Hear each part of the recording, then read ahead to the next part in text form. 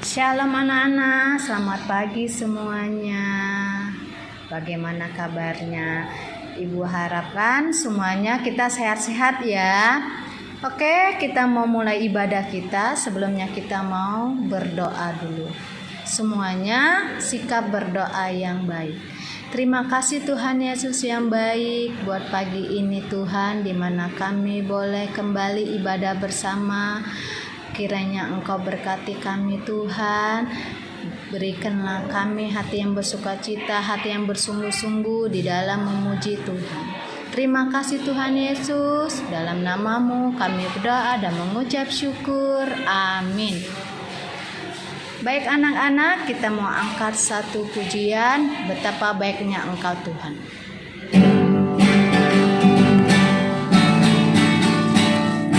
Betapa baiknya Engkau Tuhan, kasih-Mu tiada berkesudahan. Betapa mulia hati-Mu Yesus, jiwaku diselamatkan.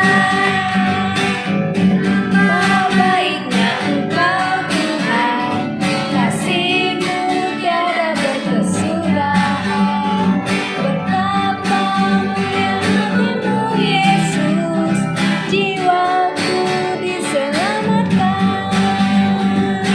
Hosana ku memuji Tuhan, Hosana ku tinggikan Yesus.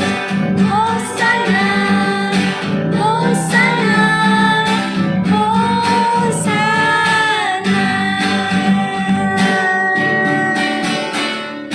Biarpun gunung-gunung beranjak dan bukit-bukit pun bergoyang, namun kasih setia-Mu tak akan beranjak dariku. Biarpun gunung-gunung beranjak dan bukit-bukit pun bergoyang, namun kasih setia-Mu tak akan beranjak dariku. Tak akan beranjak, tak akan bergoyang, tak akan beranjak, tak akan bergoyang.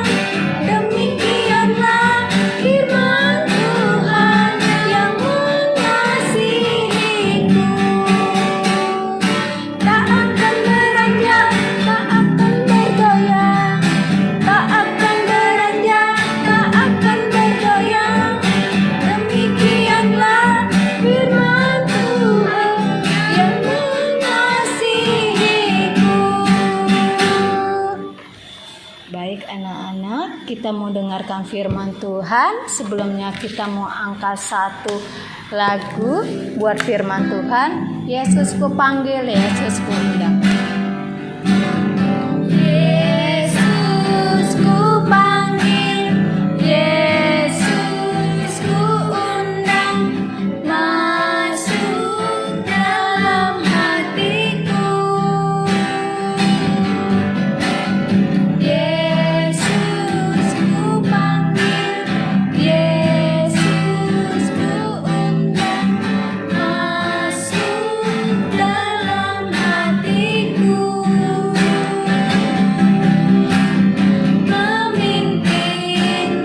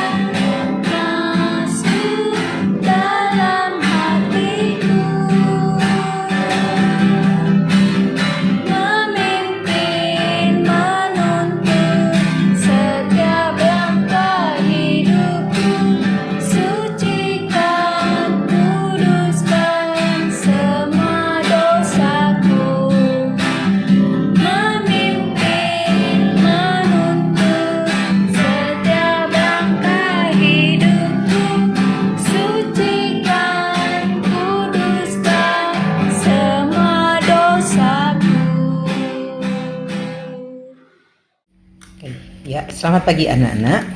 Pagi hari ini kita sebelum menerima firman Tuhan, kita satu di dalam doa.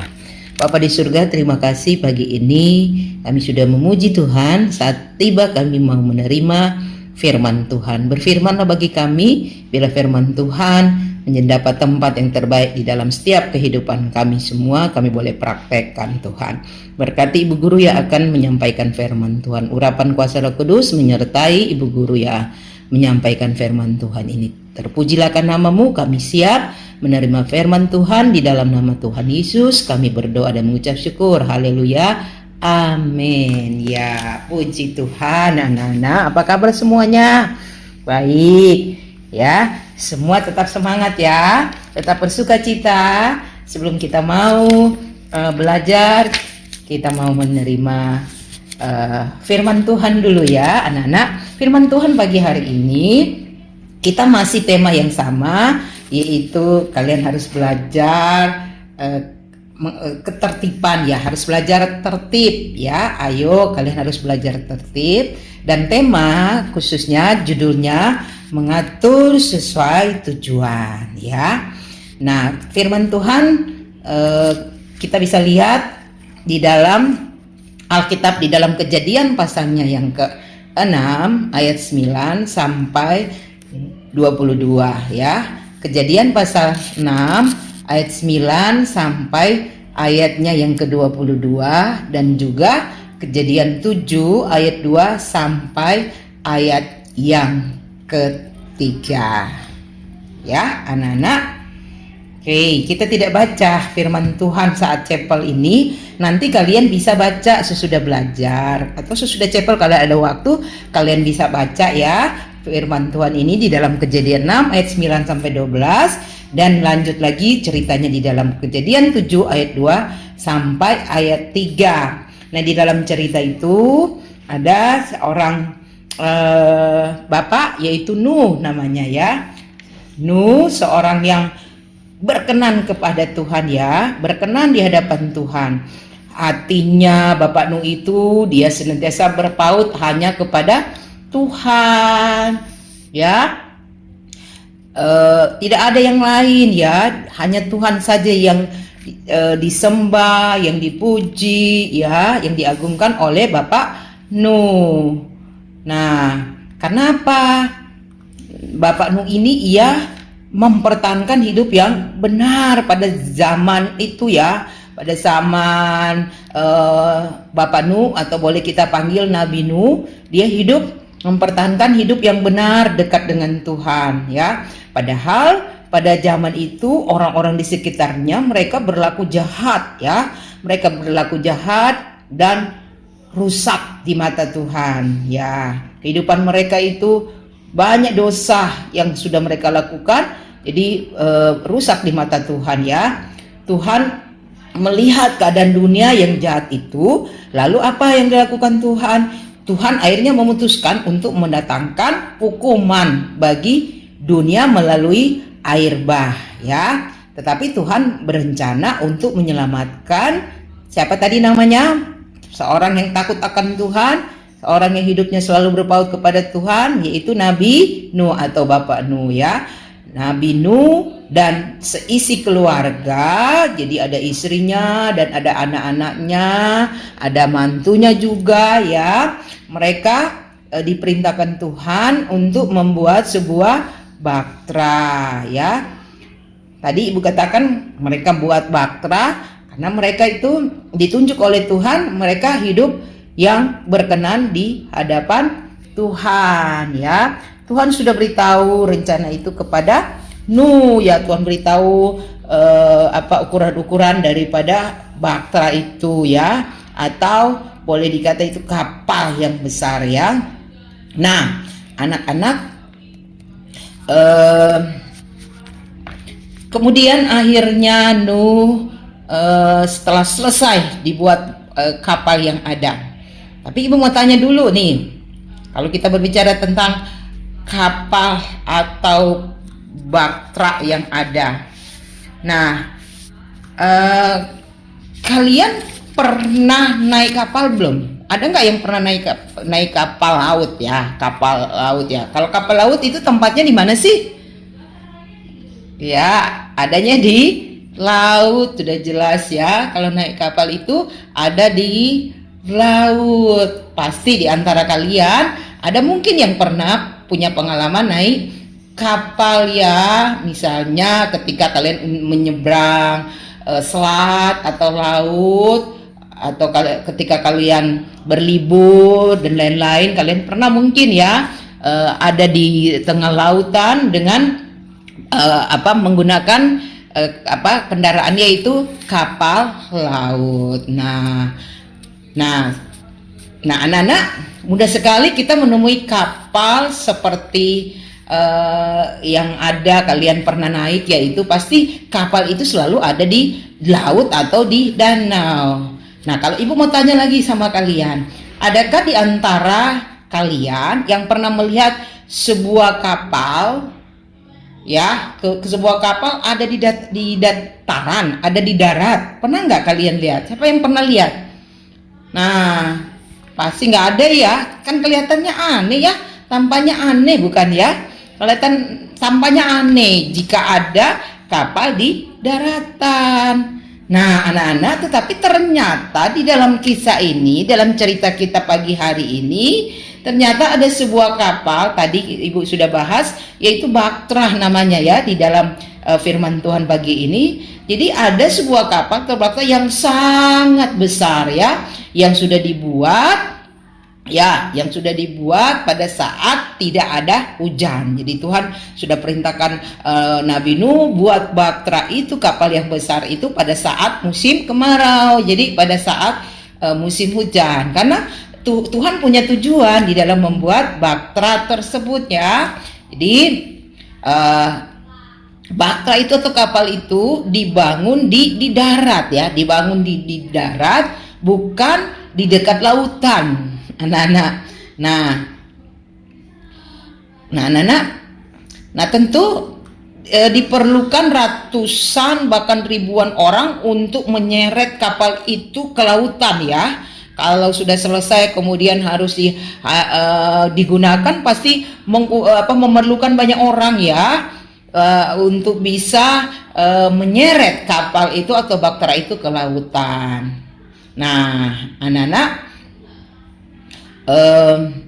jadi tadi ibu katakan kapal itu ya kapal yang sangat besar ya. Kapal yang sangat besar itu atau Baktrah, disebut Baktrah, itu dibuat oleh Nuh dan keluarganya. Jadi Bapak Nuh atau Nabi Nuh buat dengan keluarganya. Keluarga Nabi Nuh itu ada istrinya, ada anak-anaknya 3 orang, dan ada mantunya. Jadi sudah pada nikah ya anak-anak dari Nuh ya. Jadi ada berapa orang yang masuk ke dalam Baktrah, ke dalam kapal besar itu? Semuanya berjumlah 7 orang ya. Nuh, istri Nuh, 3 anaknya, anak laki Nuh, dan 3 anak mantunya. Jadi semuanya, bukan 7 orang, semuanya ada berapa? 8 orang ya. 8 orang mereka masuk ke dalam Baktrah. Jadi Nuh dan sekeluarganya mereka masuk ke dalam Baktrah. Jadi mereka yang buat Baktrah itu ya. Nah anak-anak, orang mengira bahwa Bapak Nuh ini sudah gila ya. Dia mendapat perintah dari Tuhan. Jadi Bapak Nuh mendapat perintah dari Tuhan untuk membuat sebuah kapal tadi ya, membuat Baktrah atau kapal yang sangat besar, yang dalam Alkitab disebut, tadi ibu katakan disebut Baktrah. Nah, adakah di antara anak-anak yang tahu? Ibu tanya, adakah di antara kalian tahu sebesar apa kapal itu? Nah, ada? Iya, pasti ada ya, bisa tahu ya, di dalam Alkitab tuh sudah dicantumkan. Nah, ukuran dari Baktrah itu, panjang kapal itu adalah 300 hasta atau sekitar 150 meter ya. Itu kira-kira ya, diperkirakan. Jadi itu kemudian lebarnya 50 hasta atau sekitar 25 meter dan tinggi dari kapal itu atau bahtera 30 hasta atau sekitar 15 meter. Ya. Oke, sekitar 15 meter. Nah, anak-anak tinggi ya, besar ya. Jadi itu diperkirakan tinggi kapal itu sekitar 14 atau 15 kali lipat dari tinggi kalian. Ya, ada nggak kalian yang tingginya sampai 15 meter? Nggak ada. Ibu guru juga belum sampai segitu ya. Jadi berlipat-lipat tingginya dari tinggi kalian atau tinggi ibu guru ya. Nah, ukuran bahtera itu tidak ditetapkan oleh Nuh. Jadi Bapak Nuh atau Nabi Nuh itu tidak sembarangan dia buat sesuka-suka dia di dalam membuat kapal itu, tapi itu adalah ditetapkan, ukuran itu ditetapkan oleh Tuhan ya. Tuhan sendiri yang menentukan ya. Sekalipun Nuh kesulitan membuat bahtera tersebut atau kapal tersebut, tetapi Nuh apa? Dia tetap taat pada perintah atau peraturan-peraturan yang Tuhan sudah tetapkan ya. Jadi dia lakukan dengan walaupun sulit, dengan susah payah dia tetap lakukan. Nah, ya dia lakukan tepat seperti apa yang Tuhan perintahkan. Ukurannya tadi panjang, lebar, tingginya itu tepat seperti yang Tuhan perintahkan. Nah, mengapa Tuhan memerintahkan Nuh atau Bapak Nuh ini atau Nabi Nuh untuk membuat bahtera? Ada yang tahu? Coba, ada yang tahu? Nah, mungkin kalian ada yang tahu ya. Jadi Tuhan dapat saja menyuruh Nuh membuat gedung yang sangat besar. Bisa ya. Tuhan bisa saja memerintahkan Nuh untuk membuat sekolah yang besar atau mall yang besar. Bisa ya. Ya, Tuhan juga bisa menyuruh Nuh untuk membuat rumah yang mewah, rumah besar atau sebuah rumah yang ada di bawah tanah yang anti air. Bisa. Tapi Tuhan rupanya memilih Tuhan pilih untuk Nuh buat sebuah bahtera atau kapal yang besar ya. Iya, sebuah bahtera itu agar Nuh belajar dia untuk melakukan seperti yang Tuhan kehendaki. Tadi Ibu katakan seperti tepat apa yang Tuhan perintahkan. Panjang, lebar, tinggi daripada bahtera atau kapal itu sudah ditentukan oleh Tuhan. Dan Tuhan mau agar Nuh belajar tertib. Dan memang itu dilakukan oleh Bapak Nuh atau Nabi Nuh. Dia lakukan seperti apa yang Tuhan perintahkan. Nah, setelah bahtera itu selesai dibuat, anak-anak?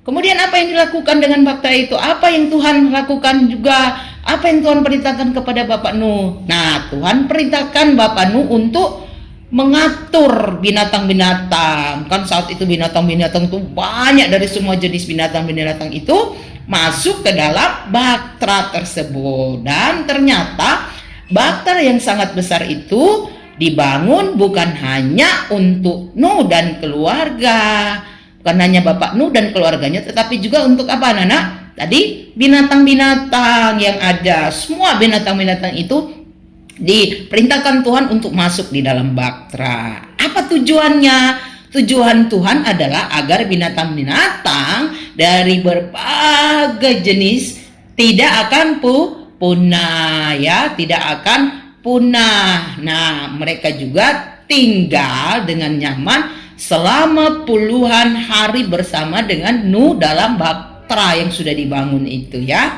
Nuh telah ngatur. Jadi Bapak Nuh itu dia mengatur segala sesuatu itu sesuai perintah Tuhan, sesuai dengan tujuan dari Tuhan. Tujuan Tuhan itu menyelamatkan penghuni bahtera itu. Jadi Tuhan punya tujuan untuk membuat bahtera itu supaya penghuni yang ada di dalam bahtera itu bisa diselamatkan ya. Binatang-binatang, bahkan Nuh dan keluarganya. Ada berapa orang tadi yang masuk dalam bahtera? Ada 8 orang. Nah, anak-anak, pada awalnya sebenarnya Nuh tidak tahu ya. Sebenarnya Bapak Nuh itu tidak tahu secara jelas tujuan atau maksud daripada Tuhan untuk memerintahkan Nuh membuat bahtera ya. Ia hanya tahu harus membuat bahtera demi mengikuti perintah daripada Tuhan. Tapi anak-anak, Tuhan memperlihatkan tujuannya yang lain rupanya ya. Ia rupanya telah merencanakan, Tuhan rupanya telah merencanakan agar semua binatang masuk ke dalamnya sehingga Nuh dan sekelompok hewan itu selamat dari air bah. Jadi Tuhan punya tujuan untuk apa? Mendatangkan air bah, dan Nuh dan keluarganya selamat, dan binatang-binatang semua yang ada di jenis binatang semua diselamatkan. Nah, anak-anak, demikianlah Nuh ya berkenan di hadapan Tuhan ya. Apa? Nuh itu adalah seorang yang berkenan di hadapan Tuhan. Ia dan seluruh keluarganya telah mengikuti apa? Perintah Tuhan. Langkah demi langkah mereka lakukan ya, tidak ada yang tidak terlewatkan ya. Mereka hidup tertib, hidup seturut dengan perintah Tuhan, tidak ada yang dilanggar ya, semua diikuti. Nah, setelah bahtera rampung dan Nuh sekeluarga serta binatang-binatang itu masuk ke dalamnya ya, Tuhan perintahkan masuk mereka semua ke dalam. Nah, anak-anak, Allah telah menyelamatkan mereka ya, mereka semua diselamatkan dari bencana apa? Sudah itu datanglah air bah. Nah, berbeda dengan orang-orang yang berbuat jahat, mereka dihukum Tuhan. Jadi mereka dihukum Tuhan dengan air bah yang ditimpakan bagi mereka ya. Nah, anak-anak, bagaimana dengan kalian? Bagaimana dengan anak-anak yang ada di rumah? Bagaimana dengan ibu guru? Bagaimana dengan kita semua? Apakah kita mau melatih diri kita untuk tertib seperti Bapak Nuh ya, hidup mau tertib dengan mengikuti kehendak daripada Tuhan, mengikuti semua perintah Tuhan seperti yang dilakukan oleh Bapak Nuh yang melakukan perintah Tuhan dengan tepat ya. Jadi mari kita juga belajar untuk melakukannya. Sebab ketika kita belajar tertib untuk mengerjakan semua perintah, disitulah kita juga sedang belajar melatih diri menjadi anak Tuhan yang tertib ya. Mari kita hidup tertib. Mulailah tertib dalam hal apa? Contohnya tertib berdoa setiap hari, tertib membaca Alkitab ya, tertib mengikuti chapel atau pelajaran yang sudah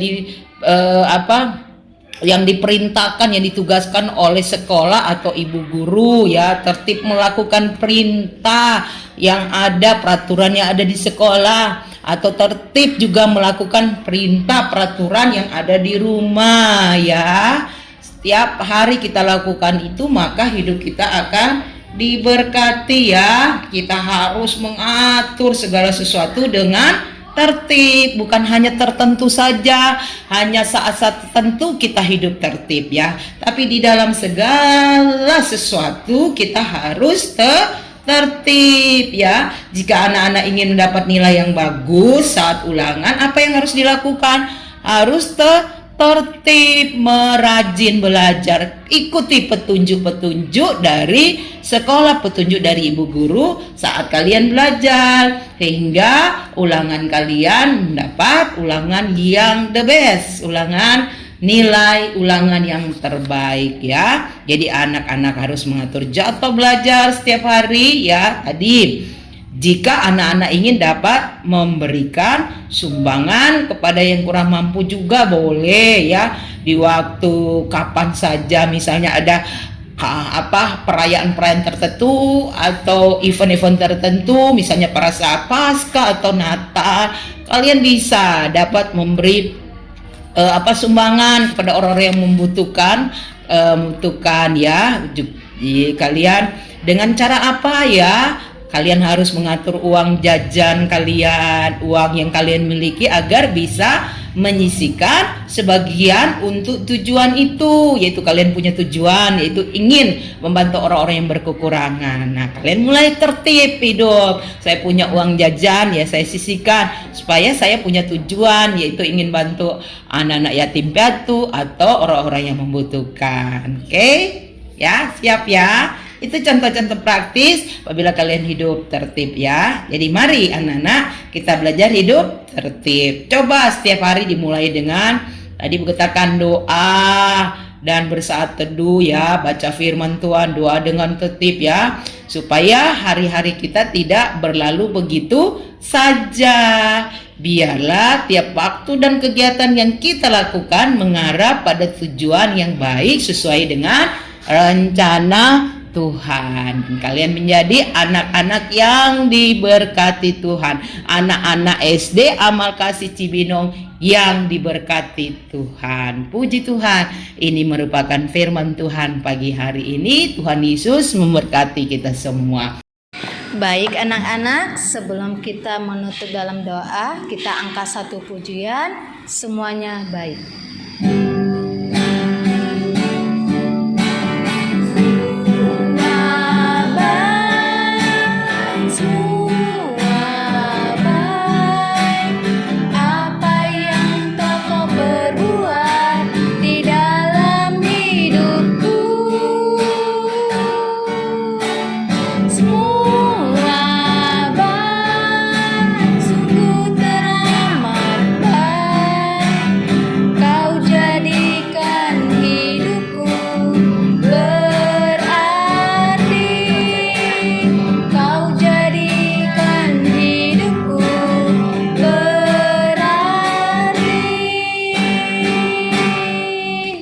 Bersatu di dalam doa.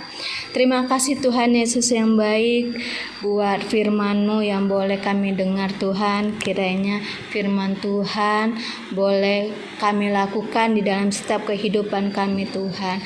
Berkati kami anak-anak-Mu Tuhan di dalam melakukan firman Tuhan, sehingga kami boleh melakukannya sesuai dengan firman Tuhan.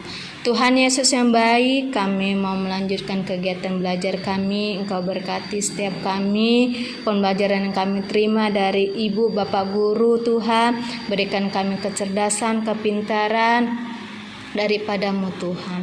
Berkati selalu kami dengan kesehatan, orang tua kami, orang-orang yang kami kasih semua.